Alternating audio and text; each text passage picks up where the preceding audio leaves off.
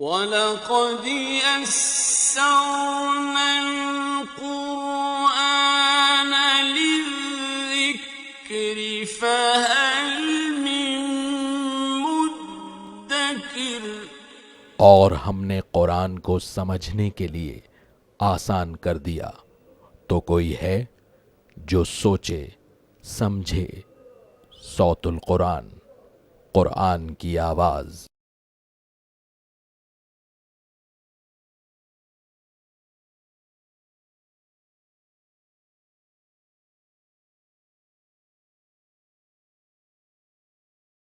نحمده ونصلي على رسوله الكريم اما بعد فاعوذ بالله من الشيطان الرجيم بسم الله الرحمن الرحيم يا ايها الذين آمنوا لا تحرموا طيبات ما احل الله لكم ولا تعتدوا ان الله لا يحب المعتدين صدق اللہ العظیم۔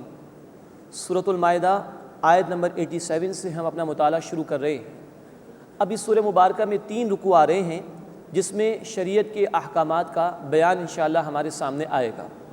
فرمایا کہ یا ایھا الذین آمنو، اے وہ لوگوں جو ایمان لائے ہو، لا تحرموا طیبات ما احل اللہ لکم، پاکیزہ چیزیں جو اللہ نے تمہارے لیے حلال قرار دی ہیں انہیں حرام نہ کرو، ولا تعتدوا، اور حد سے تجاوز نہ کرو، ان اللہ لا يحب المعتدین، بے شک اللہ تعالیٰ حد سے بڑھ جانے والوں کو پسند نہیں فرماتا۔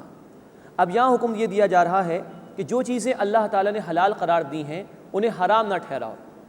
دیکھیے ہمارا دین ہمیں اعتدال پسندی کی تلقین کرتا ہے۔ معاملات میں ایک انتہا وہ تھی جو یہود نے اختیار کی تھی، دنیا پرستی میں مبتلا ہو گئے تھے، حلال حرام کا کوئی لحاظ نہیں۔ اور دوسری انتہا پسندی وہ تھی جو عیسائیوں نے اختیار کی، رہبانیت کی، دنیا کی جائز چیزوں کو بھی ترک کر دو۔ ہمارے دین نے ایک بیلنسڈ ویو ہمیں عطا فرمایا اور ایک اعتدال پر مبنی راستہ عطا فرمایا۔ وہ یہ کہ جو کچھ اللہ نے حلال کیا اسے اختیار کرو، جائز طریقے پر اللہ کی نعمتوں کو کماؤ، اس کو حاصل کرو، اس میں کوئی حرج کی بات نہیں۔ اور یہاں تک فرمایا انتہا پسندی سے بچنے کے لیے کہ حلال کو حرام نہ کر لو۔ جیسے ہمارے دین میں کسی حرام شے کو اختیار کرنا برا اور غلط ہے، ایسے ہی کسی حلال شے کو حرام کر لینا یہ بھی انتہائی غلط ہے۔ چنانچہ ایک مرتبہ اللہ کے رسول صلی اللہ علیہ وسلم نے ازواج مطہرات میں سے 2 کی خواہش کی خاطر ایک مخصوص قسم کے شہد کو اپنے اوپر استعمال کرنا روک لیا۔ آپ نے اس کا استعمال ترک فرما دیا تو اللہ تعالیٰ نے اس پر آپ کو تنبیہ فرما دی، اور سورہ التحریم آیت نمبر 1 میں الفاظ آئے یا ایھا النبی لما تحرم ما احل اللہ لک، اے نبی صلی اللہ علیہ وسلم کیوں اس چیز کو اپنے لیے حرام کرتے ہیں جو اللہ نے حلال ٹھہرائی ہے۔ اس لیے الفاظ آ گئے کہیں امت آپ کی پیروی میں کسی جائز چیز کو جو اللہ کے رسول صلی اللہ علیہ وسلم نے اپنی ذات کی حد تک روک لی تھی، امت حرام نہ سمجھ لے اس کو، اس لیے اللہ نے تنبیہ فرما دی۔ اسی طرح ایک واقعہ ہمیں بخاری شریف میں ملتا ہے اور مسلم شریف میں بھی روایت ہے، 3 صحابہ ان میں سے ایک نے طے فرمایا کہ میں کبھی بھی نکاح نہیں کروں گا، دوسرے صحابی نے فرمایا کہ میں ہمیشہ نماز ادا کروں گا، تیسرے صحابی نے فرمایا کہ میں ہمیشہ روزہ رکھوں گا۔ جب اللہ کے رسول صلی اللہ علیہ وسلم کو یہ بات معلوم ہوئی تو آپ نے ناپسند فرمایا اور فرمایا کہ میں اللہ کا بندہ ہوں، تم میں سب سے بڑھ کر اللہ سے ڈرتا ہوں، لیکن میں روزہ رکھتا بھی ہوں اور ناغہ بھی کرتا ہوں، یعنی نفل روزے، میں نماز ادا بھی کرتا ہوں، یعنی رات کو قیام اللیل، اور آرام بھی کرتا ہوں، اور میں نے نکاح کیے، میں بھرپور زندگی بسر کرتا ہوں۔ پھر فرمایا من رغب عن سنتی فلیس منی، جس نے میری سنت سے روگردانی کر لی، میری سنت کی خلاف ورزی کی، اس کا مجھ سے کوئی تعلق نہیں۔ تو نوٹ فرمائیے جس طرح حرام کا اختیار کرنا ہمارے دین میں منع ہے، ایسے ہی کسی حلال شے کو حرام کر لینا یہ بھی غلط ہے۔ اس غلو اور زیادتی سے اہل کتاب کو بھی منع کیا گیا تھا۔ سورۃ المائدہ آیت نمبر 77 میں ہم پڑھ چکے لا تغلو فی دینکم، اہل کتاب سے کہا گیا اپنے دین میں غلو نہ کرو، تو ہمیں بھی اس طرح کی زیادتی سے منع کیا جا رہا ہے۔ ولا تعتدوا، اور حد سے نہ بڑھو، ان اللہ لا يحب المعتدین، بے شک اللہ تعالیٰ حد سے بڑھ جانے والوں کو پسند نہیں کرتا۔ حلال کوئی انسان بغیر کسی وجہ کے اپنے اوپر حرام کر لے، یہ بھی حد سے تجاوز ہے۔ حلال کا بے جا استعمال کرنا یہ بھی درست نہیں، اللہ کی نعمت کی ناقدری۔ اور حرام کا ارتکاب کرنا یہ بھی حد سے تجاوز ہے۔ ان تمام صورتوں سے ہمیں بچنا چاہیے۔ فرمایا وَكُلُوا مِمَّا رَزَقَكُمُ اللَّهُ حَلَالًا طَيِّبًا، اور جو کچھ اللہ نے تمہیں رزق عطا فرمایا ہے اس میں سے حلال اور پاکیزہ کھاؤ، یعنی کہ جو شے استعمال کر رہے ہو اصلاً وہ حلال ہونی چاہیے۔ نمبر 2، وہ طیب یعنی پاک ہونی چاہیے، حرام مال میں سے نہ ہو، اس لیے کہ مسلم شریف کی روایت ہے اللہ کے رسول صلی اللہ علیہ وسلم نے فرمایا حرام مال سے پلا ہوا جسم تو وہ جہنم کا ہی مستحق ہے۔ تو نمبر 1 حرام میں سے نہ ہو، اور نمبر 2 اس میں کوئی شرک کی آمیزش نہ ہو، بد عقیدگی اس میں شامل نہ ہو۔ تو فرمائے کہ وَكُلُوا مِمَّا رَزَقَكُمُ اللَّهُ حَلَالًا طَيِّبًا، اور جو اللہ نے تمہیں عطا فرمایا ہے اس میں سے حلال اور پاکیزہ کھاؤ۔ وَاتَّقُوا اللَّهَ، اور اللہ کا تقوی اختیار کرو، اللہ کی نافرمانی سے بچو۔ الَّذِي أَنْتُمْ بِهِ مُؤْمِنُونَ، وہ کہ جس پر تم ایمان رکھتے ہو۔ اس کے بعد قسموں کے حوالے سے ذکر آ رہا ہے، اور اگر کسی نے صحیح قسم کھائی ہو اور فار اینی ریزن اس کو توڑنی پڑ جائے تو اس کا کفارہ اس مقام پر بیان کیا جا رہا ہے۔ لا یؤاخذکم اللہ باللغو فی ایمانکم، اللہ تعالیٰ تمہاری بلا ارادہ قسموں پر مواخذہ نہیں فرماتا۔ بعض لوگوں کا تقیہ کلام ہو جاتا ہے، جیسے عربوں کا بھی مزاج ہوا کرتا تھا کہ واللہ باللہ، ہر جملے میں یہ لفظ آ جاتا ہے، یہ بلا ارادہ ہے جو اللہ کی قسم کھا لی۔ تو فرمائے کہ لا یؤاخذکم اللہ باللغو فی ایمانکم، اللہ تمہاری بلا ارادہ قسموں پر تمہاری پکڑ نہیں فرماتا۔ وَلَٰكِن يُؤَاخِذُكُم بِمَا عَقَّدتُّمُ الْأَيْمَانَ، لیکن تمہارا مواخذہ فرماتا ہے ان قسموں پر جو تم پورے دل کی مضبوطی کے ساتھ کھاؤ، پورے ارادے کے ساتھ کھاؤ۔ نوٹ فرمائیے کہ قسم صرف اللہ کی کھانا جائز ہے، وہ بھی اس وقت جب کہ ضرورت پیش آئے۔ بات پہ قسم کھانا یہ پسندیدہ نہیں ہے۔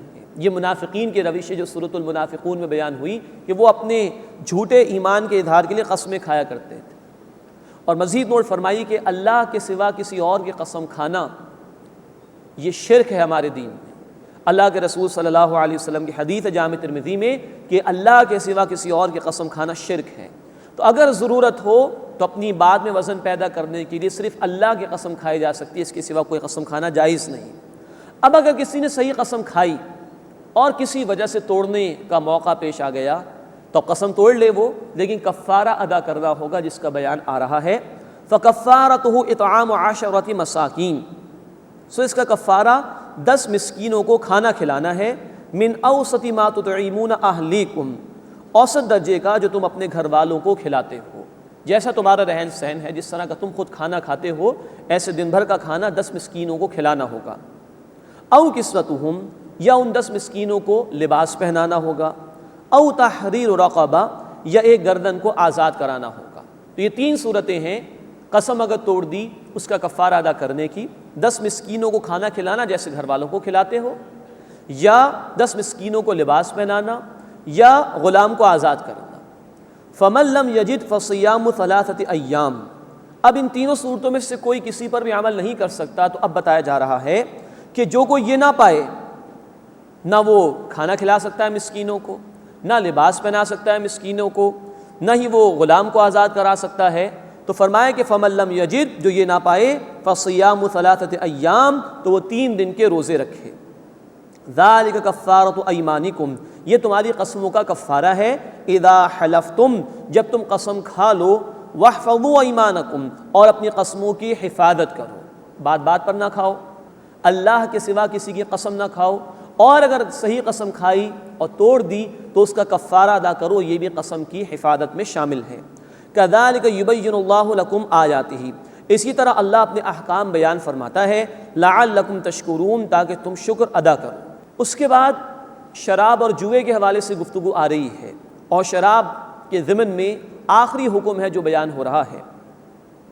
یا ایھا الذین آمنوا، اے وہ لوگوں جو ایمان لائے ہو، انما الخمر والمیسر والانصاب والازلام، یقیناً شراب اور جوا اور بت اور فال کے تیر جوا کھیلنے کے لیے جو استعمال کیا کرتے تھے، رجس من عمل الشیطان، یہ شیطان کے عمل میں سے گندگی ہیں، فاجتنبوا، بس ان سے بچو، لعلکم تفلحون، تاکہ تم فلاح یعنی اصل کامیابی حاصل کر سکو۔ انما یرید الشیطان، یقینا شیطان چاہتا ہے ان یوقع بینکم العداوۃ والبغضاء، کہ تمہارے درمیان دشمنی اور بغض پیدا ہو جائے، فی الخمر والمیسر، شراب اور جوئے کی وجہ سے، ویصدکم عن ذکر اللہ وعن الصلاۃ، اور وہ تمہیں روکنا چاہتا ہے اللہ کی یاد سے اور نماز سے، فہل انتم منتہون، بس کیا تم باز آتے ہو کہ نہیں؟ یہ ہے جو فائنل حکم اللہ کی طرف سے آیا۔ نوٹ فرمائیے، ہم نے پڑھا تھا سورۃ البقرہ آیت نمبر 219، شراب اور جوئے میں نفع کم ہے، نقصان زیادہ ہے۔ پھر دوسرا حکم ہم نے پڑھا تھا سورۃ النساء آیت نمبر 43، نشے کی حالت میں نماز کے قریب نہ جاؤ۔ یہ تدریجاً گریجولی احکامات آئے تھے۔ ان دو آیات میں فائنل اور آخری حکم آ گیا، فاجتنبوا، بس ان سے باز آ جاؤ، فہل انتم منتہون، بس تم باز آتے ہو کہ نہیں؟ یہ الفاظ ہیں جنہوں نے آ کر قطعی طور پر شراب اور جوئے کو حرام قرار دے دی۔ چار باتوں کی حرمت اس آیت میں آ رہی ہے۔ آیت نمبر 90 میں شراب، جوا، بت اور فال کے تیر، یعنی کہ گوشت کی تقسیم کیا کرتے تھے، کچھ اللہ کے نام کا، کچھ بتوں کے نام کا، تو فال ڈال دیا، تیروں پر کچھ لکھ کر ڈال دیا۔ کوئی عمل کرنا ہے، ارادہ کیا کسی کام کا کروں کہ نہ کروں، تو ایک تیر پہ لکھ کے ڈال دیا کہ اللہ نے اس کا حکم دیا، ایک پر لکھ کے ڈال دیا کہ اللہ نے حکم نہیں دیا، جو نکلا اس پر عمل کر لیا۔ یا کبھی جوئے کے لیے بھی یہ تیر استعمال کرتے تھے اور دوسروں کا مال ہڑپ کر جایا کرتے تھے۔ ان سب کی نفی فرما دی گئی۔ اب نوٹ فرمائیے کہ جوئے اور شراب کے متعلق قرآن کہہ رہا ہے یہ شیطان کے گندے اعمال میں سے ہے، ان سے بچو تاکہ تم فلاح یعنی اصل کامیابی حاصل کر سکو۔ پھر ان کے نقصانات بیان کیے۔ شیطان چاہتا ہے کہ ان کے ذریعے سے تمہارے درمیان دشمنی اور بغض پیدا ہو جائے۔ شراب پی کر انسان مست ہو جاتا ہے، اول فول بھی بکتا ہے اور فساد بھی مچاتا ہے۔ جوئے میں کوئی مال ہار گیا، وہ بھی فساد مچاتا ہے، جھگڑا کرتا ہے۔ تو شیطان چاہتا ہے کہ شراب اور جوئے کے ذریعے سے تمہارے درمیان بغض اور عداوت پیدا ہو جائے۔ یہ دنیا کا نقصان ہے، یہ مادی نقصان۔ اس سے بڑھ کر روحانی نقصان کیا ہے؟ وہ چاہتا ہے کہ اللہ کے ذکر اور نماز سے تمہیں روک دے۔ فہل انتم منتہون، بس تم باز آتے ہو کہ نہیں؟ اتنا سب کچھ اللہ نے بیان کیا۔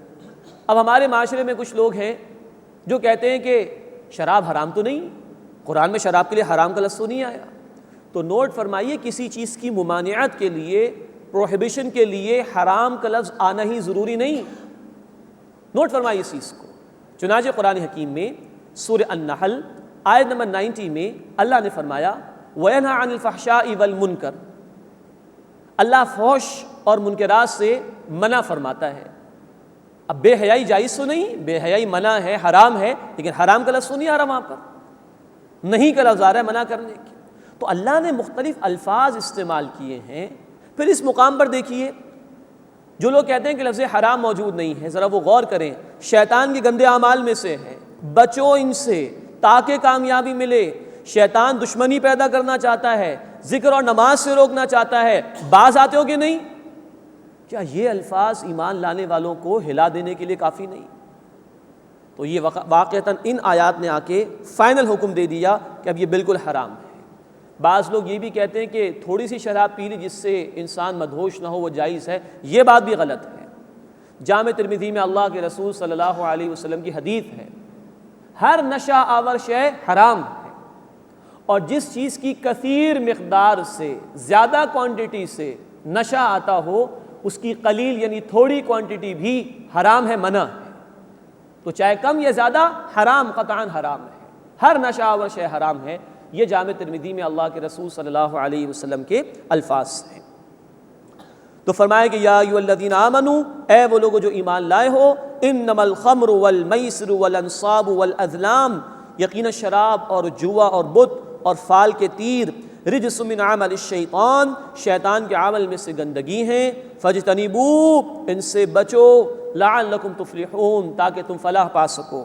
انما یرید الشیطان، بے شک شیطان چاہتا ہے، ان یوقع بینکم العداوۃ والبغضاء فی الخمر والمیسر، کہ تمہارے درمیان دشمنی اور بغض پیدا کر دے شراب اور جوئے کے ذریعے سے، وَيَصُدَّكُمْ عَنْ ذِكْرِ اللَّهِ وَعَنِ الصَّلَاةِ، اور تمہیں روکے اللہ کے ذکر سے اور نماز سے۔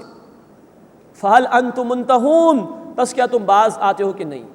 حضرت عمر رضی اللہ تعالیٰ عنہ فرماتے ہیں، جامع ترمذی کی حدیث میں تفصیل ہے، جب یہ آیت آئی تو ہم نے کہا انتہائی نہ ہم باز آ گئے، جس کے ہاتھ میں جام تھا اس نے وہیں توڑ دیا، جس کے گھر میں اسٹاک تھا اس نے وہیں بہا دیا۔ اور لکھنے والوں نے لکھا کہ اس طرح شراب مدینے کی گلیوں میں بہی ہے گویا کہ بہت تیز بارش اس دن مدینے کی گلیوں میں ہو گئی۔ یہ ہے تبدیلی جو محمد الرسول اللہ صلی اللہ علیہ وسلم نے برپا فرمائی۔ یہ وہ لوگ تھے جن کی صبح دوپہر شام رات کی شراب الگ تھی، گراس روٹ لیول سے اللہ کے رسول نے تبدیلی برپا فرمائی ہے صلی اللہ علیہ وسلم۔ پہلے دلوں کی دنیا کو بدلا، مکے کی زندگی میں ایمان کی محنت، دلوں میں اللہ کی محبت پیدا ہو رہی ہے، آخرت کی جواب دہی کا احساس پیدا ہو رہا ہے، اور اب حکم آ رہا ہے باز آتے ہو کہ نہیں؟ کہا باز آتے۔ جس طرح ہمارے چین اسموکرز ہوتے ہیں، یہ گویا چین ڈرنکرز تھے، صبح دوپہر شام رات شراب ہی شراب ہے، لیکن اللہ کا حکم آیا ترک کر دیا انہوں نے۔ یہ ہے ڈیوائن میتھڈالوجی، اللہ کی طرف سے عطا کردہ طریقہ کار کہ دلوں کی دنیا بدلو، ایمان دلوں میں پیدا کرو، آپ سے آپ تبدیلی آ جائے گی۔ ایک کوشش انسانوں نے کی 20ویں صدی کے آغاز میں، امریکہ میں بھی اور برطانیہ میں بھی کوشش کی گئی کہ قانون کے ذریعے سے شراب کو حرام قرار دیا جائے۔ چند ہی سالوں میں قوم کھڑی ہو گئی کہ صاحب ہم سے تو نہیں چھوٹتی، اور وہ قانون دوبارہ واپس لے لیا گیا۔ یہ انسانی قانون جو انسانوں کی خواہشات پہ بدل بھی جاتا ہے، تبدیل بھی ہو جاتا ہے، اور ایک الہی قانون ڈیوائن لا جس میں کوئی تبدیلی نہیں ہو سکتی۔ اصل تبدیلی انسانیت میں اگر آئے گی تو الہی تعلیمات کے ذریعے سے۔ اللہ ہمیں بھی اپنی آیات کا فہم عطا فرمائے، اپنی کتاب پر یقین عطا فرمائے، اور اس کے تقاضوں پر عمل کرنے کی توفیق عطا فرمائے۔ اسی میں نجات ہے، اسی سے معاشرے میں بہتری ہو سکتی ہے، اسی سے معاشرے میں ریولوشن آئے گا اور اصلاح ہو سکے گی۔ وَأَطِيعُوا اللَّهَ وَأَطِيعُوا الرَّسُولَ، اور اطاعت کرو اللہ کی اور اطاعت کرو رسول صلی اللہ علیہ وسلم کی۔ وَاحْذَرُوا، اور چوکنے رہو۔ فَإِن تَوَلَّيْتُمْ، پھر اگر تم پھر جاؤ گے، فَاعْلَمُوا، تو جان لو، انما علی رسولنا البلاغ المبین، کہ ہمارے رسول صلی اللہ علیہ وسلم کے ذمے تو واضح طور پر پیغام کا پہنچا دینا ہی ہے۔ اس کے بعد قرآن حکیم کے فلسفہ و حکمت کے حوالے سے بڑی اہم آیت کا بیان آ رہا ہے۔ فرمایا لیس علی الذین آمنوا وعملوا الصالحات جناح، وہ لوگ جو ایمان لائے اور جنہوں نے نیک اعمال کیے ان پر کوئی گناہ نہیں، فیما طعموا، اس کے بارے میں جو وہ کھا چکے، اذا متقوا وآمنوا وعملوا الصالحات، جبکہ انہوں نے تقوی اختیار کیا اور وہ ایمان لائے اور انہوں نے نیک اعمال کیے۔ ثم اتقوا وآمنوا، پھر انہوں نے تقوی اختیار کیا اور وہ ایمان لائے۔ ثم اتقوا واحسنوا، پھر انہوں نے تقوی اختیار کیا اور انہوں نے احسان کا رویہ اختیار کیا۔ واللہ یحب المحسنین، اور اللہ احسان کرنے والوں کو پسند کرتا ہے۔ پہلی بات اس آیت کے تحت یہ نوٹ فرمائیے، شراب کی حرمت کا آخری حکم آیا سورۃ المائدہ آیت نمبر 90 اور 91 میں۔ اس سے پہلے مسلمانوں میں سے کچھ لوگ شراب پی رہے تھے۔ کچھ لوگوں نے اس شبے کا اظہار کیا کہ ہم جو شراب پی رہے تھے تو بہت بڑا جرم ہو گیا، ہم سے گناہ ہو گیا۔ تو انہیں کہا جا رہا ہے کہ اگر ایمان لائے ہو، نیک اعمال کر رہے ہو، تو جو پہلے ہو چکا اس کے بارے میں کوئی حرج نہیں۔ جب تک کسی چیز کا آخری اور حتمی حکم نہیں آیا، اس سے پہلے تک اگر کوئی کام ہو گیا تو اس پر اللہ کے ہاں پکڑ نہیں ہوگی۔ ہاں آخری حکم آ جائے، اس کے بعد بھی نافرمانی ہو تو پھر اللہ تعالیٰ کے ہاں پکڑ ہوگی۔ تو یہ تو صحابہ کرام رضی اللہ تعالیٰ عنہم اجمعین کو تسلی دے دی گئی۔ دوسری بات نوٹ فرمائیے کہ 3 دفعہ کہا گیا اذا متقوا وآمنوا وعملوا الصالحات، جب انہوں نے تقوی اختیار کیا، وہ ایمان لائے اور انہوں نے نیک اعمال کیے۔ پھر دوسری مرتبہ تقوی آیا، ثم اتقوا وآمنوا، پھر انہوں نے تقوی اختیار کیا اور وہ ایمان لائے۔ پھر تیسری مرتبہ تقوی، ثم اتقوا واحسنوا، پھر انہوں نے تقوی اختیار کیا اور انہوں نے احسان کی روش اختیار کی۔ تقوی کے معنی ہے اپنے آپ کو اللہ کی نافرمانی سے بچانے کی کوشش کرنا، کہ اللہ میرے کسی قول اور میرے کسی عمل سے ناراض نہ ہو جائے، یہ ہے تقوی۔ تقوی کا ذکر 3 مرتبہ آیا، اور نوٹ فرمائیے کہ ایمان کے 3 لیولز کا، 3 درجات کا ذکر ہے جو اس مقام پر آیا ہے۔ جس کو سمجھنے میں آسانی ہو جاتی ہے اس حدیث کے مطالعے سے، جس کو محدثین کی اصطلاح میں حدیث جبرائیل کہا جاتا ہے، یا ام السنہ بھی کہا جاتا ہے۔ تمام احادیث کی کتابوں میں اس حدیث کا بیان ہے، اور اس میں یہ ذکر ہے کہ جبریل علیہ الصلاۃ والسلام تشریف لائے تھے انسانی شکل میں، اور آ کر انہوں نے نبی صلی اللہ علیہ وسلم سے کچھ سوالات کیے تھے۔ پہلا سوال جبریل امین علیہ السلام نے کیا اس حدیث میں کہ اللہ کے رسول اسلام کیا ہے؟ تو آپ نے فرمایا کہ اس بات کی گواہی دو کہ اللہ کے سوا کوئی معبود نہیں اور محمد صلی اللہ علیہ وسلم اس کے رسول ہیں، اور نماز قائم کرنا، زکوٰۃ دینا، روزہ رکھنا، حج کرنا۔ دوسرا سوال کیا انہوں نے ایمان کے متعلق، تو فرمایا کہ ایمان یہ کہ تم مانو اللہ کو، اللہ کے رسولوں کو، آخرت کے دن کو، فرشتوں کو، کتابوں کو۔ تیسرا سوال کیا کہ بتائیے کہ احسان کیا ہے؟ تو اللہ کے رسول صلی اللہ علیہ وسلم نے فرمایا ان تعبد اللہ کأنک تراہ فإن لم تکن تراہ فإنہ یراک، اللہ کی عبادت ایسے کرو گویا تم اسے دیکھ رہے ہو، ورنہ یہ تو لحاظ رکھو کم از کم کہ وہ تو تمہیں دیکھ ہی رہا ہے۔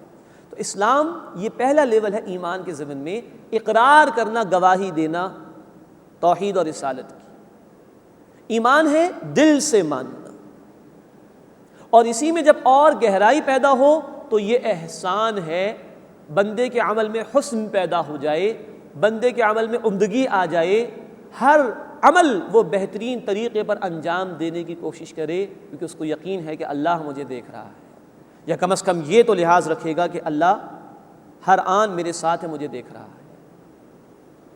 تو یہ تیسرا لیول جو احسان کا، کہ بندہ یقین رکھے گا اس چیز کا کہ وہ اللہ کو دیکھ رہا ہے، یا کم از کم اللہ اسے دیکھ رہا ہے۔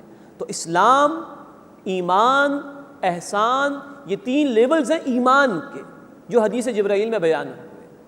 جتنا ایمان میں گہرائی پیدا ہوتی ہے اتنا انسان کے عمل میں درستگی اور خوبصورتی پیدا ہو جاتی ہے۔ اب نوٹ فرمائیے، فرمایا لیس علی الذین آمنوا وعملوا الصالحات جناح، جو لوگ ایمان لائے اور جنہوں نے نیک اعمال کیے ان پر کوئی گناہ نہیں، فیما طعموا، اس بارے میں جو وہ کھا چکے۔ یہ تو تسلی آگے صحابہ کے لیے۔ اب ان ایمان کے لیولز کا بیان، اذا متقوا، جب انہوں نے تقوی اختیار کیا، وآمنوا، اور وہ ایمان لائے، وعملوا الصالحات، اور انہوں نے نیک اعمال کیے۔ یہ اسلام کا لیول، اقرار جب کر لیتا ہے بندہ۔ اس موقع پر ایمان کا ذکر الگ ہے، نوٹ فرمائیے، اور عمل کا ذکر الگ ہے، کیونکہ ایک آدمی کلمہ پڑھنے کے بعد، صرف اقرار کر لینے کے بعد بے عمل بھی ہو سکتا ہے، جیسا آج بہت سے مسلمان ہیں، اللہ ہم سب کو اور انہیں بھی ہدایت دے، جو اسلام کو مانتے ہیں لیکن نماز ادا نہیں کرتے، بے عملی کا شکار۔ لیکن اگلا لیول فرمایا ثم اتقوا وآمنوا، پھر انہوں نے تقوی کی روش اختیار کی اور وہ ایمان لائے۔ اب دیکھیے عمل کا ذکر نہیں، اب یہ اقرار سے بات تصدیق کی چلی گئی، اقرار باللسان و تصدیق بالقلب، جو ایمان مجمل میں الفاظ آتے ہیں۔ جب دل میں ایمان ہو تو عمل لازماً تبدیل ہوتا ہے، جیسا کہ اللہ کے رسول صلی اللہ علیہ وسلم نے فرمایا بخاری و مسلم شریف کی روایت میں، کوئی شخص حالت ایمان میں چوری نہیں کرتا، کوئی شخص حالت ایمان میں زنا نہیں کرتا، کوئی شخص حالت ایمان میں شراب نہیں پیتا۔ یہ دل سے ایمان نکلے گا تو انسان گناہ کرے گا۔ تو جب ایمان کی بات آئی تو عمل کا ذکر نہیں آیا، کیوں؟ جب دل میں ایمان ہو، یعنی حقیقی ایمان، تصدیق بالقلب والی بات، تو عمل لازماً درست ہوتا ہے انسان کا، اس لیے اس کے بیان کے ساتھ عمل کا ذکر نہیں کیا گیا، وہ آپ سے آپ انڈرسٹوڈ ہے۔ ثم اتقوا واحسنوا، اب تیسری مرتبہ تقوی کا ذکر، پھر انہوں نے تقوی اختیار کیا، واحسنوا، اور انہوں نے احسان کا رویہ اختیار کیا۔ یہ احسان جو حدیث جبرائیل میں اللہ کے رسول نے بیان فرمایا، اللہ کی عبادت ایسے کرو گویا تم اسے دیکھ رہے ہو، ورنہ کم از کم یہ تو لحاظ رکھو وہ تمہیں دیکھ رہا ہے۔ جب اس قلبی یقین والے ایمان میں، تصدیق والے ایمان میں اور ڈیپتھ اور گہرائی پیدا ہوگی تو انسان کے عمل میں اور حسن اور خوبصورتی پیدا ہو جائے گی، ہر عمل بہتر سے بہتر ہوتا چلا جائے گا۔ یہ ہے ایمان کی گہرائی کے اعتبار سے سب سے ٹاپ کا لیول، کہ عمل اپنی خوبصورتی کی انتہا پر پہنچ جائے۔ یہ لیولز ہیں ایمان کے جو یہاں پر بیان ہوئے۔ اسلام یہاں پر اقرار ہوگا تو عمل کا ذکر الگ ہے، ایمان عمل لازم ہے، اس نے عمل کا ذکر نہیں آیا، اور احسان خوبصورتی عمل میں پیدا ہو جائے اس کا ذکر تیسرے لیول پر فرمایا۔ اذا متقوا وآمنوا، جب انہوں نے تقوی اختیار کیا اور ایمان لائے، وعملوا الصالحات، اور انہوں نے نیک اعمال کیے، ثم اتقوا وآمنوا، پھر انہوں نے تقوی اختیار کیا اور وہ ایمان لائے، ثم اتقوا واحسنوا، پھر انہوں نے تقوی اختیار کیا اور انہوں نے احسان کی روش اختیار کی۔ تو یہ احسان بہت جامع بڑی گہری اصطلاح ہے جس کی وضاحت ہمیں حدیث جبرائیل میں ملتی ہے۔ اور مزید نوٹ فرمائیے، ہر لیول پر آگے بڑھنے کے لیے، اعمال میں خوبصورتی پیدا کرنے کے لیے، ایمان میں ڈیپتھ پیدا کرنے کے لیے جو شے درکار ہے وہ ہے تقویٰ، اللہ کی نافرمانی سے بچنے کی کوشش کرنا۔ اللہ ہمیں یہ تقویٰ عطا فرمائے، حقیقی ایمان دل کی گہرائیوں میں عطا فرمائے، اور ہمیں بہترین سے بہترین طریقے پر اپنی عبادت کی توفیق عطا فرمائے۔ واللہ یحب المحسنین، اور اللہ احسان کرنے والوں کو پسند فرماتا ہے۔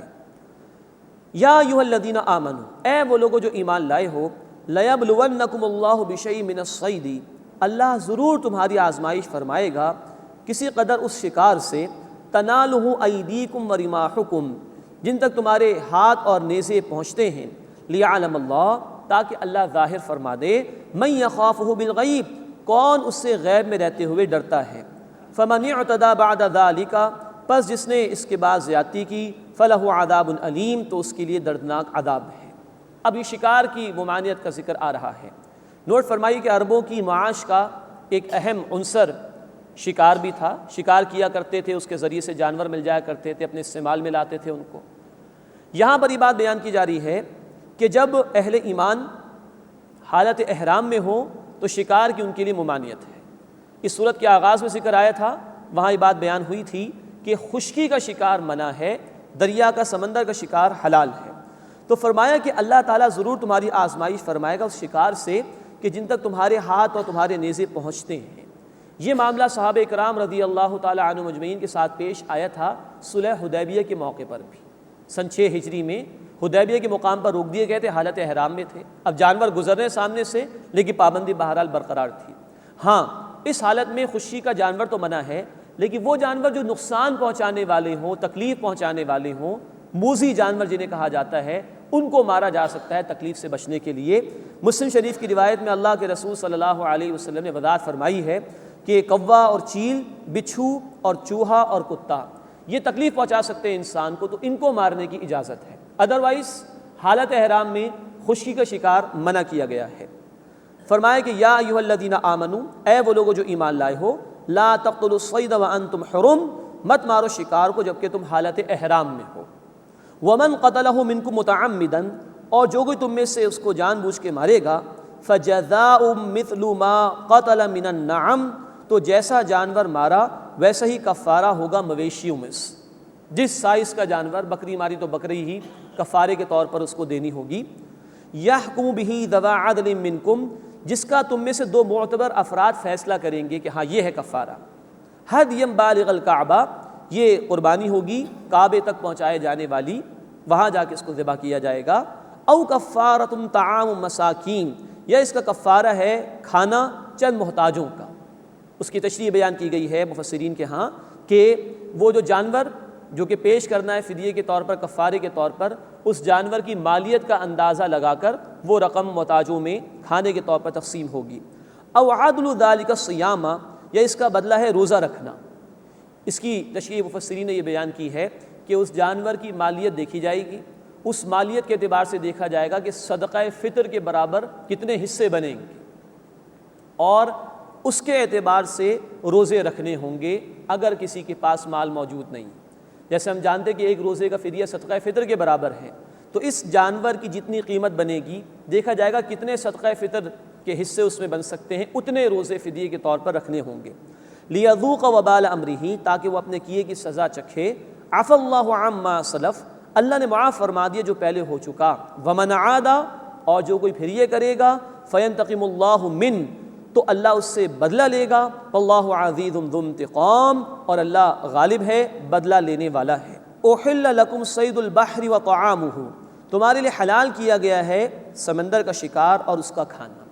یہاں وضاحت ہو گئی کہ حالت احرام میں جس جانور کا شکار منع ہے وہ خشکی کا جانور ہے، سمندر یا دریا کا جانور، اس کا شکار کرنا جائز ہے۔ احل لکم صید البحر وطعامہ، تمہارے لیے حلال کیا گیا ہے دریا کا شکار اور اس کا کھانا۔ متاعا لکم وللسیارہ، تمہارے فائدے کے لیے ہے اور مسافروں کے لیے۔ مزید نوٹ فرمائی کہ آج کے دور میں جو ایکسپلوژن ہوا ہے سی فوڈ کا، اور اتنا بڑا ذخیرہ اللہ کی نعمتوں کا انسانوں کو میسر آ سکا، یہ اللہ تعالیٰ کی بہت بڑی نعمت ہے۔ وحرم علیکم صید البر ما دمتم حرما، اور تم پر خشکی کا شکار حرام کیا گیا ہے جب تک کہ تم حالت احرام میں ہو۔ واتقوا اللہ الذی الیہ تحشرون، اور اس اللہ کا تقوی اختیار کرو جس کی طرف تم جمع کیے جاؤ گے۔ جعل اللہ الکعبۃ البیت الحرام، اللہ نے کعبے کو احترام والا گھر بنایا ہے۔ بیت الحرام، حرام گھر سے مراد یہ ہے کہ اس کا تقدس برقرار رکھنا ہمارے لیے لازم ہے اور اس کی بے حرمتی کرنا حرام ہے۔ دین میں حرام کا لفظ دو اعتبارات سے استعمال ہوتا ہے۔ بیت الحرام محترم گھر، اس گھر کا تقدس پامال کرنا حرام ہے، اور جب کہا جائے کہ شراب حرام ہے، جوا حرام ہے، تو یہ پروہیبیشن کے معنی میں ہے کہ شراب کی ممانعت کی گئی ہے، جوئے کی ممانعت کی گئی ہے۔ یہاں تقدس کے معنی میں ہے۔ جعل اللہ الکعبۃ البیت الحرام، اللہ نے کعبے کو احترام والا گھر بنایا ہے، قیاما للناس، لوگوں کی بقا کا ذریعہ۔ پہلے بیان ہوا کہ خشکی کے جانور شکار مت کرو حالت احرام میں۔ حالت احرام میں بندہ کعبے کی طرف جاتا ہے تو پہلے جانوروں کے حوالے سے ذکر آیا کہ حرم کی حدود میں تو جانوروں کو بھی امن مل جاتا ہے۔ اب یہ بیان ہو رہا ہے کہ یہ انسانوں کے لیے بھی امن کا ذریعہ ہے۔ چنانچہ زمانہ جاہلیت میں بھی اپنے دشمنوں کو لوگ ہاتھ نہیں لگاتے تھے حرم کی حدود میں، اپنے والد کے قاتل کو بھی ہاتھ نہیں لگاتے تھے حرم کی حدود میں۔ مزید فرمائیں قیاما للناس، یہ لوگوں کی بقا کا ذریعہ ہے۔ جب تک یہ کعبہ زمین پر ہے کامل طور پر زمین پر تباہی نہیں آ سکتی۔ چنانچہ بخاری شریف کی حدیث ہے کہ قیامت سے پہلے یہ کعبہ بھی اٹھا لیا جائے گا اور اس کے بعد پھر تباہی زمین پر ہوگی۔ تو یہ لوگوں کے لیے امن و سکون کا ذریعہ بھی ہے۔ قیاما للناس، لوگوں کی بقا کا ذریعہ۔ والشہر الحرام والہدی والقلائد، اور اللہ نے حرام فرمایا حرمت والے مہینوں کو اور ہدی یعنی قربانی کے جانوروں کو، والقلائد اور قربانی کے وہ جانور جن کے گلوں میں پٹے ڈال دیے جاتے ہیں، ان کا ذکر بھی اسی سورہ مبارکہ کی آیت نمبر 2 میں آ چکا ہے۔ تو محترم مہینوں کی حرمت برقرار رکھنا ضروری، اور ہدی کے جانور اور قلائد یعنی وہ قربانی کے جانور کے جن کے گلوں میں پٹے ڈالے گئے، ان کا تقدس برقرار رکھنا لازم ہے۔ ذالک لتعلموا، یہ اس لیے تاکہ تم جان لو، ان اللہ یعلم ما فی السماوات وما فی الارض، بے شک اللہ جانتا ہے جو کچھ آسمانوں میں ہے اور جو کچھ زمین میں ہے، وان اللہ بکل شیء علیم، اور یہ کہ اللہ تعالیٰ ہر شے کا علم رکھنے والا ہے۔ اعلموا، جان لو، ان اللہ شدید العقاب، بے شک اللہ تعالیٰ سخت سزا دینے والا ہے، وان اللہ غفور الرحیم، اور بے شک اللہ تعالیٰ بہت بخشنے والا مسلسل رحم فرمانے والا ہے۔ اللہ تعالیٰ کی یہ دونوں شانیں بندے کے سامنے رہنی چاہیے کہ اللہ تعالیٰ بخشنے والا رحم فرمانے والا بھی ہے، لیکن ساتھ ہی اللہ تعالیٰ سزا دینے والا بھی ہے۔ اس نے جنت کا بیان بھی قرآن میں دیا ہے، جہنم کا بیان بھی قرآن میں دیا ہے۔ بندہ مومن کا طرز عمل یہ ہے جیسا کہ حدیث میں آیا، الایمان بین الخوف والرجاء، ایمان خوف اور امید کی درمیانی کیفیت کا نام ہے۔ اللہ کی رحمت سے امید بھی ہو اور اللہ کے عذاب کا خوف بھی ہو، یہ ہے صحیح طرز عمل۔ فرمایا کہ اعلموا، جان لو، ان اللہ شدید العقاب، بے شک اللہ سخت سزا دینے والا ہے، وان اللہ غفور الرحیم، اور بے شک اللہ بہت بخشنے والا مسلسل رحم فرمانے والا ہے۔ ما علی الرسول الا البلاغ، رسول صلی اللہ علیہ وسلم کے ذمے تو صرف پہنچا دینا ہے، باقی پھر لوگوں کو خود جواب دہی کرنی ہوگی قیامت کے دن۔ واللہ یعلم ما تبدون، اور اللہ جانتا ہے جو کچھ تم ظاہر کرتے ہو، وما تکتمون، اور جو کچھ تم چھپاتے ہو۔ قل لا یستوی الخبیث والطیب، اے نبی صلی اللہ علیہ وسلم فرما دیجئے برابر نہیں ناپاک اور پاک۔ ولو اعجبک کثرت الخبیث، خواہ تمہیں ناپاک کی کثرت کتنی اچھی لگے۔ یہ ہے اصولی بات جو دین نے بیان فرمائی۔ اللہ کے احکامات کے مان لینے میں ہی خیر ہے۔ ناپاک، حرام کتنا ہی خوشنما لگ رہا ہو، نافرمانی کے کام کتنے ہی اچھے لگ رہے ہوں، وہ کبھی بھی پاک کے برابر، اللہ تعالیٰ کی فرما برداری کے روش کے برابر نہیں ہو سکتے۔ تو جو ناپاک ہے، جو حرام ہے، وہ سراسر اللہ کے غضب کو دعوت دینے والا ہے، اور جو پاک ہے، حلال ہے، اللہ کی فرما برداری پر مبنی ہے، وہ سراسر اللہ رب العزت کی رحمت کو دعوت دینے والا ہے۔ فرمایا قل لا یستوی الخبیث والطیب، اے نبی صلی اللہ علیہ وسلم فرما دیجئے برابر نہیں ناپاک اور پاک۔ ولو اعجبک کثرت الخبیث، خواہ تمہیں ناپاک کی کثرت اچھی ہی لگے۔ فاتقوا اللہ یا اولی الالباب، تو اے عقل والوں اللہ کا تقوی اختیار کرو، اللہ کی نافرمانی سے بچو، لعلکم تفلحون، تاکہ تم فلاح یعنی اصل کامیابی حاصل کر سکو۔ اللہ ہمیں اپنا تقوی اختیار کرنے کی توفیق عطا فرمائے۔ یا ایھا الذین آمنوا، اے وہ لوگوں جو ایمان لائے ہو، لا تسألوا عن اشیاء ان تبد لکم تسؤکم، مت پوچھو ان چیزوں کے متعلق جو تمہارے لیے اگر ظاہر کر دی جائیں تو تمہیں تکلیف پہنچائیں۔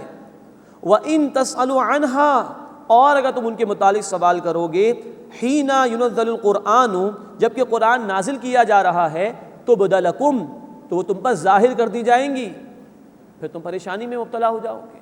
عَفَا اللَّهُ عَنْهَا، اللہ نے اس سے درگزر فرمایا، وَاللَّهُ غَفُورٌ حَلِيمٌ، اور اللہ بہت بخشنے والا حلم والا ہے، نظر انداز فرما دیتا ہے، بخش دیتا ہے، پوچھ گچھ نہیں فرماتا، پکڑتا نہیں۔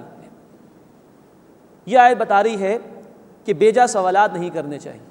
چنانچہ جب وہ آیت نازل ہوئی قرآن حکیم کی، سورہ آل عمران آیت نمبر 97، وَلِلَّهِ عَلَى النَّاسِ حِجُّ الْبَيْتِ مَنِ اسْتَطَاعَ إِلَيْهِ سَبِيلًا، اور لوگوں کے ذمے اللہ کا یہ حق ہے کہ جو اس کے گھر تک پہنچنے کی استطاعت رکھتا ہو وہ اس کا حج کرے۔ اب جامع ترمذی میں تفصیل ہے، ایک صاحب نے سوال کر لیا، اے اللہ کے رسول صلی اللہ علیہ وسلم، کیا ہر سال فرض ہے؟ آپ 2 مرتبہ تک خاموش رہے، تیسری مرتبہ آپ نے سرزنش فرمائی، کہا میں کہہ دیتا ہاں تو ابھی قرآن نازل ہو رہا ہے، ہر سال فرض ہو جاتا۔ تو بیجا سوالات نہیں کرنے چاہیے۔ حدیث مسلم شریف میں اللہ کے رسول صلی اللہ علیہ وسلم نے فرمایا، تم سے پچھلی قومیں کثرت سوال اور اپنے انبیاء سے اختلاف کی وجہ سے ہلاک کی گئی۔ تو بیجا سوالات سے بچنا چاہیے۔ ہاں وہ سوالات درست ہوتے ہیں جن کا تعلق عمل سے ہو، ایمان سے ہو، نجات سے ہو، لیکن وہ سوالات جن کا کوئی عملی پہلو نہ ہو، وہ سوال برائے سوال ہوں، عملی زندگی سے نجات سے کوئی تعلق نہ ہو، اس سے بچنا چاہیے۔ قد سألها قوم من قبلکم، اس کے متعلق ان سے پہلے قوم نے سوال کیا تھا۔ یہ اشارہ یہود کی طرف ہے، جب وہ گائے ذبح کرنے کا انہیں حکم دیا گیا تھا، سورۃ البقرہ میں تفصیل آ چکی ہے، تو طرح طرح کے سوالات انہوں نے کر دیے اور فرار اختیار کرنا چاہا تھا اللہ کی اطاعت سے۔ قد سألها قوم من قبلکم، اس کے متعلق تم سے پہلے قوم نے سوال کیا، ثم اصبحوا بها کافرین، پھر وہ اس کے انکار کرنے والے ہو گئے۔ اس کے بعد مشرکین کے کچھ اوہام کا اور بے حقیقت باتوں کا ذکر کیا جا رہا ہے۔ ما جعل اللہ من بحیرۃ ولا سائبۃ ولا وصیلۃ ولا حام، اللہ نے نہیں بنایا نہ کوئی بحیرہ اور نہ کوئی سائبہ اور نہ کوئی وصیلہ اور نہ ہی کوئی حام۔ یہ اصل میں مختلف قسم کے جانوروں کے حوالے سے انہوں نے مشرکانہ عقائد اختیار کر رکھے تھے۔ بخاری شریف میں حضرت سعید بن مسیب رضی اللہ تعالی عنہ اس کی تفصیل کچھ اس طرح بیان کرتے ہیں کہ بحیرہ سے مراد وہ جانور کہ جس کا دودھ استعمال نہیں کرتے تھے، اور کہتے تھے کہ ان جانوروں کا دودھ بتوں کی نظر ہے، نہ ہم استعمال کریں گے نہ کوئی اور استعمال کرے گا۔ سائبہ اس جانور کو کہتے تھے کہ جس کو بتوں کی نظر کر دیا کرتے تھے، خود استعمال نہیں کرتے تھے۔ وسیلہ اس اونٹنی کو کہا کرتے تھے کہ جس کے ہاں مادہ بچے پیدا ہو جائیں تو پھر اس کو بھی بتوں کی نظر کر دیا کرتے تھے۔ اور حام اس اونٹ کو کہا کرتے تھے کہ جس کے ہاں بہت سارے بچے پیدا ہو جائیں تو اس سے بھی فائدہ نہیں اٹھاتے تھے اور بتوں کے حوالے کر دیا کرتے تھے۔ یہ اس طرح کی مشرکانہ رسومات انہوں نے اختیار کی تھیں، غلط عقائد انہوں نے اختیار کیے تھے، اللہ تعالیٰ نے اس کی نفی فرمائی۔ اس میں یہ بھی نوٹ کرنے کی بات ہے، حلال حرام کا اختیار اللہ کو حاصل ہے، یا اللہ کے اذن سے اللہ کے رسول صلی اللہ علیہ وسلم کو حاصل ہے۔ اب اگر کوئی شخص اللہ کے مقابلے میں از خود حلال حرام کے فیصلے کر لے تو یہ گویا اللہ کی اتھارٹی کو انکار کرنے کے مترادف ہے، اور اس بات کے مترادف ہے کہ ہم جو چاہیں گے کریں گے، جس طرح چاہیں گے جئیں گے۔ اس وجہ سے اللہ تعالیٰ نے ان کی بھی نفی فرمائی اور ہمیں بھی متنبہ فرمایا کہ جو اللہ نے فرمایا، جو اللہ کے رسول صلی اللہ علیہ وسلم نے دیا، اسی کے مطابق عمل کرو۔ وَلَٰكِنَّ الَّذِينَ كَفَرُوا، لیکن جن لوگوں نے کفر کیا، یفترون علی اللہ الکذب، وہ اللہ پر جھوٹ منسوب کرتے ہیں، وَأَكْثَرُهُمْ لَا يَعْقِلُونَ، اور ان میں سے اکثر عقل نہیں رکھتے۔ وَإِذَا قِيلَ لَهُمْ، اور جب ان سے کہا جاتا ہے، تَعَالَوْا إِلَىٰ مَا أَنزَلَ اللَّهُ، آؤ اس کی طرف جو اللہ نے نازل کیا، وَإِلَى الرَّسُولِ، اور اللہ کے رسول کی طرف، قالوا حسبنا ما وجدنا علیہ آباءنا، تو وہ کہتے ہیں کہ ہمارے لیے تو وہ کافی ہے جس پر ہم نے اپنے باپ دادا کو پایا۔ اولو کان آباؤہم لا یعلمون شیئا ولا یہتدون، چاہے ان کے باپ دادا نہ کچھ جانتے ہوں اور نہ ہدایت یافتہ ہوں، تب بھی ان کی پیروی کریں گے۔ ہر دور میں شرک کے لیے، اللہ کی نافرمانی کے لیے یہی بات لوگوں نے پیش کی، دلیل تو کوئی ہوتی نہیں، بھئی باپ دادا ایسا کرتے تھے ہم بھی ایسا کریں گے۔ یہی آج کل ہمارے معاشرے میں بھی ہے۔ بھائی قرآن یہ کہتا ہے، اللہ کا تقاضا یہ ہے، اللہ کے رسول صلی اللہ علیہ وسلم کی تعلیم یہ ہے، نکاح کے موقع پر یہ تعلیمات ہیں، میت کے موقع پر یہ ہدایات ہیں۔ لوگ کہتے ہیں کہ جی باپ دادا تو کچھ اور کرتے تھے۔ تو یہ وہ روش ہے جو حق کی قبولیت میں رکاوٹ بن جاتی ہے اور انسان گمراہی کی طرف چلا جاتا ہے۔ اللہ میں حق کو قبول کرنے کی توفیق عطا فرمائے، اپنی اور اپنے رسول علیہ الصلوۃ والسلام کی پیروی کرنے کی توفیق عطا فرمائے۔ اور ہاں، یہ جو فرمائے کہ چاہے وہ نہ علم رکھتے ہو نہ ہدایت یافتہ ہوں تب بھی ان کی پیروی کرو گے، یہ تو ہے غلط۔ لیکن اللہ کے نیک بندے، ہمارے اسلاف، اولیاء اللہ، اللہ کے برگزیدہ بندے جو اللہ کے احکامات پر عمل کرنے والے تھے، وہ ہدایت یافتہ تھے، ان کی اگر پیروی کی جائے تو یہ بالکل قرآن و سنت کی پیروی کے مترادف ہوگی۔ لیکن باپ دادا کی ایسی پیروی کہ جو قرآن و سنت کے خلاف جا رہی ہو، اس کی نفی یہاں پر کر دی گئی ہے، اس سے منع کر دیا گیا۔ یا ایھا الذین آمنو، اے وہ لوگو جو ایمان لائے ہو، علیکم انفسکم، تم پر تمہاری اپنی ذمہ داری ہے، لا یضرکم من ضل اذا اہتدیتم، اگر تم ہدایت پر ہوگے تو جو گمراہ ہوا وہ تمہیں نقصان نہیں پہنچا سکے گا۔ الی اللہ مرجعکم، تم سب کو اللہ کی طرف لوٹ کر جانا ہے، فینبئکم بما کنتم تعملون، پھر وہ تمہیں بتا دے گا جو کچھ تم کرتے تھے۔ اس آیت مبارکہ میں اس بات کی طرف اشارہ کیا جا رہا ہے کہ انسان کو دوسروں تک حق بات تو پہنچانی چاہیے۔ اگر دوسرے لوگ قبول نہیں کر رہے تو وہ اپنے جواب دہ خود ہوں گے۔ انسان پر اولاً اصل ذمہ داری اس کی اپنی ذات کی ہے۔ لیکن نوٹ فرمائیے کہ اس آیت سے ہمارے اس دور میں بھی بعض لوگوں نے غلط مفہوم اخذ کر لیا ہے کہ صاحب آپ خود نیک بن جائیے، باقی لوگ جو ہے وہ اگر جہنم کی طرف جا رہے ہیں تو آپ کی کوئی ذمہ داری نہیں، معاذ اللہ۔ یہی غلط فہمی ہو گئی تھی حضرت ابوبکر صدیق رضی اللہ تعالی عنہ کے دور میں، کہ لوگوں نے سمجھا کہ ہماری اپنی ذاتی نیکی کافی ہے، تو وہ کھڑے ہوئے اور انہوں نے خطبہ ارشاد فرمایا اور کہا کہ لوگوں تم اس آیت کا غلط مفہوم سمجھ رہے ہو، بات ایسی نہیں ہے، نیکی کا حکم دینا لازمی ہے، برائی سے منع کرنا لازمی ہے۔ اور پھر انہوں نے فرمایا، میں نے سنا ہے اللہ کے رسول صلی اللہ علیہ وسلم سے کہ جو لوگ برائی کو دیکھیں اور اس کو روکنے کی کوشش نہ کریں تو قریب ہے کہ اللہ تعالیٰ انہیں عذاب میں مبتلا کرے۔ یہ مسند احمد کی روایت ہے۔ تو انہوں نے نفی فرمائی لوگوں کی غلط فہمی کی اور کہا کہ نہیں، دوسروں تک بھی دین کی دعوت پہنچانی ہے، دوسروں کو نیکی کی دعوت دینی ہے، اس کے بعد اگر کوئی بات نہیں مانتا، حق کی طرف نہیں آتا تو اس کی ذمہ داری تم پر نہیں ہوگی۔ تو یہ بات جاننا چاہیے کہ ہم پر اپنی ذمہ داری اولاً ہے، لیکن اس سے آگے بھی ہم پر ذمہ داریاں ہیں جس کا آغاز ہمارے گھر سے ہوتا ہے۔ سورہ تحریم آیت نمبر 6 قرآن نے کہا، قوا انفسکم واہلیکم نارا، اے ایمان والو اپنے آپ کو اور اپنے گھر والوں کو جہنم کی آگ سے بچاؤ۔ اپنے گھر سے ذمہ داری شروع ہوگی، دین کو دوسروں تک پہنچانا، نیکی کی دعوت کو عام کرنا، بدی سے روکنے کی کوشش کرنا، اور اس کی انتہا یہ ہے کہ یہ پوری امت مسلمہ تمام انسانیت تک اللہ کے پیغام کو پہنچائے۔ سورہ آل عمران آیت نمبر 110 اور سورہ آل عمران آیت نمبر 104 میں ہماری ذمہ داری بیان کی گئی، نیکی کا حکم دو، برائی سے روکو۔ سورۃ الاعراف رکوع نمبر 21 میں ہم پڑھیں گے انشاءاللہ، جو لوگ یہ فریضہ ادا نہیں کرتے، برائی سے روکنے کا کام نہیں کرتے، وہ پھر اللہ کے عذاب سے بچائے نہیں جاتے۔ بچائے صرف وہی لوگ جاتے ہیں جو خود بھی بدی سے بچنے والے ہوں اور دوسروں کو بھی روکنے والے ہوں۔ فرمایا، یا ایھا الذین آمنو، اے وہ لوگو جو ایمان لائے ہو، علیکم انفسکم، تم پر تمہاری اپنی ذمہ داری ہے، یعنی اصلاً اولاً، لا یضرکم من ضل اذا اہتدیتم، اگر تم ہدایت پر ہو تو جو گمراہ ہوا وہ تمہیں نقصان نہیں پہنچا سکے گا۔ الی اللہ مرجعکم جمیعا، تم سب کو اللہ کی طرف لوٹ کر جانا ہے۔ فینبئکم بما کنتم تعملون، پھر وہ تمہیں بتا دے گا جو کچھ کہ تم کیا کرتے تھے۔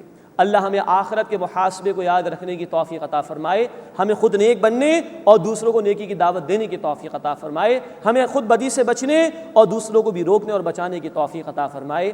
آمین یا رب العالمین، وآخر دعوانا ان الحمد للہ رب العالمین۔